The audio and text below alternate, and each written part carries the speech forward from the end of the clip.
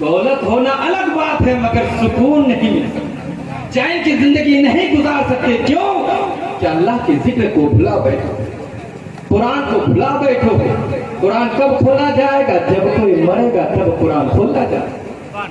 اس وقت امام صاحب بہت یاد آتا ہے، امام صاحب کہاں، امام صاحب کہاں؟ اور وہی امام صاحب اگر جمعے میں گھنٹوں گھنٹوں بیان کرے تو 10 کا نوٹ تک جیب سے نکلنے کو لیے تیار ہے۔ بے شک، سبحان اللہ۔ ایک 10 کا نوٹ جیب سے نہیں نکلتا ہے۔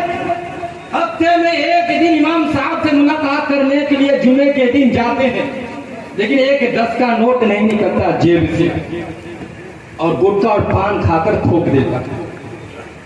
اب بتاؤ تو کیا امام صرف اگر کوئی مرے اسی وقت امام کو ڈھونڈا جائے، کہا جائے کہ بچے کہاں ہیں، قرآن پڑھنی ہے؟ میرے دوستو بزرگوں، اسی لیے میں کچھ شعر لایا ہوں کہ آج ہمارے قوم کا کیا حال ہے۔ علماء کرام کی توجہ، آپ حضرات کی توجہ چاہتا ہوں۔ شاعر فرماتے ہیں قرآن گھر گھر میں ہے مگر ہم پڑھتے نہیں، قرآن گھر گھر میں ہے مگر ہم پڑھتے نہیں، ذرا بھی خدا کا خوف ہم کرتے ہیں۔ قرآن گھر گھر میں ہے مگر ہم پڑھتے نہیں، ذرا بھی خدا کا خوف ہم کرتے نہیں۔ اور آتی ہے مصیبت تو ہمیں خدا یاد آتا ہے۔